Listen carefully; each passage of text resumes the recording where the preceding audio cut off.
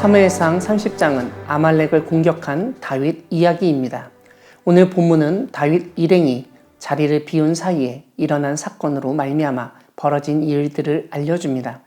블레셋이 이스라엘과 전쟁을 치르기 위해서 북쪽의 이스라엘 지역의 양쪽 군대가 집결하였을 때 남쪽에는 군사적 공백이 생겼습니다.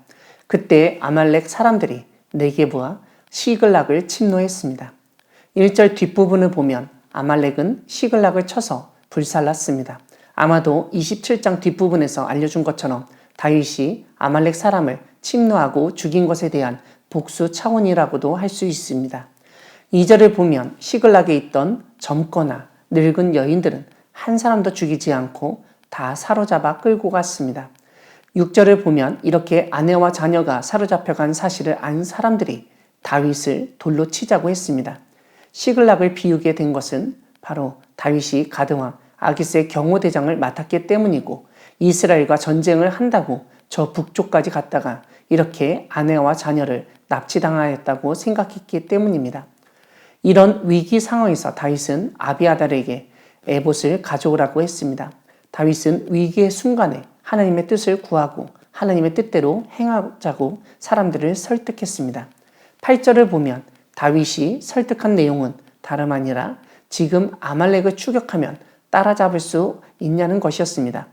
하나님은 따라잡을 뿐만 아니라 부녀자들을 도로 찾을 수 있을 것이라고까지 알려주십니다.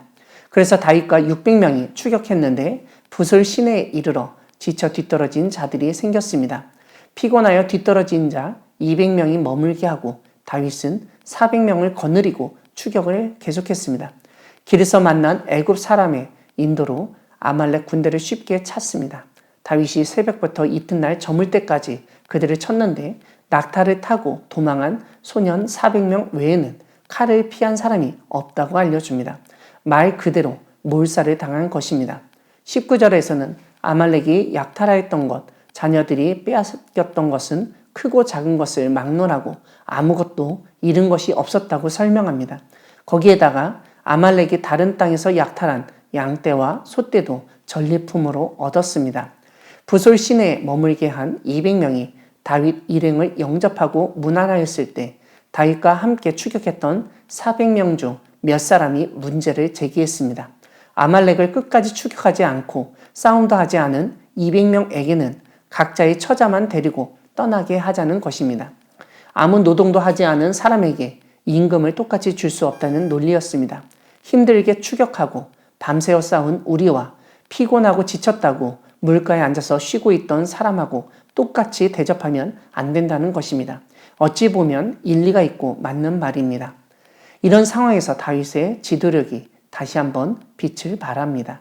23절을 보면 우리의 힘으로 싸웠지만 하나님이 보호하셨다는 사실을 상기시키고 하나님의 도우심으로 우리가 군대를 무찔렀으니 너무 우리의 공만을 강조해서는 안 된다고 설득합니다.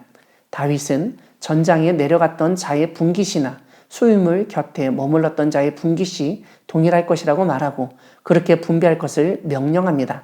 그리고 이것이 이스라엘의 율례와 규례가 되었다고 오늘 본문은 알려줍니다. 사랑하는 광야교회 성도 여러분, 하나님은 세상의 논리와 가치를 뒤집으시고 소외와 배제가 없는 세상을 만드시는 분이십니다. 오늘 본문에 나오는 이러한 면은 우리가 마태복음 20장에서 보는 포도원 품꾼의 비유와 거의 비슷한 내용입니다. 아침부터 하루 종일 일한 사람과 잠시 일한 사람에 대한 대우가 달라야 한다고 세상 사람들은 생각합니다. 일한 만큼 받고 다른 사람과 구별시켜 주는 것이 당연하다고 사람들은 주장합니다. 그런데 성경은 그런 세상 사람들의 주장과 생각과 완전히 다른 면을 가르칩니다. 일하지 않았어도 적게 일했어도 한 공동체 안에서 모든 사람이 동일한 대접을 받아야 한다는 것입니다. 사실 이러한 성경적 가르침을 보통 사람들은 심지어 교회 안에 있는 사람들조차 받아들이기 어렵습니다. 왜냐하면 세상은 일한 만큼 가져야 한다고, 그래서 일하지 않은 사람은 아무것도 얻으면 안 된다고 가르치고 있기 때문입니다. 이러한 세상의 가르침을 당연히 여기고 그것을 그냥 따르는 사람들이 많습니다. 그런 분위기에서 오늘 하나님은 다윗의 이야기를 통해서 새로운 가르침을 주십니다. 우리 주변에 힘이 약하고 피곤하고 어려운 일을 겪은 사람이라도 공동체 안에서 소외되지 않아야 한다는 것입니다. 그들 역시 잃어버린 것을 되찾도록 도와주어야 하고 공동체가 얻은 것을 동일하게 나누어 주어야 한다고 가르치십니다. 오늘 본문에서 다윗이 지적하듯 우리가 살고 있는 것, 장애를 가졌든 장애를 가지지 않았든 어떤 일을 했든 안 했든 그 모든 것은 하나님이 우리를 보호해 주시고 우리를 도와주시기 때문에 가능한 것입니다. 세상 사람들은 이러한 하나님의 보호하심과 도우심을 빼고서 생각하니 사람만 보이고 사람이 하는 일만 강조하는 것입니다. 우리는 이런 사회 분위기에서 하나님이 우리를 보호하시고 우리를 도우셨음을 고백하고 인정하며 우리 안에서 모든 지체들이 동일한 대우를 받도록 노력을 해야 하겠습니다. 우리에게 주신 하나님의 은혜를 먼저 생각하고 우리 주변 사람이 소외되지 않도록 동일하게 대우하고 대접하여 차별 없는 공동체, 사회를 만들어가는 우리 모두가 되기를 소망합니다. 아멘.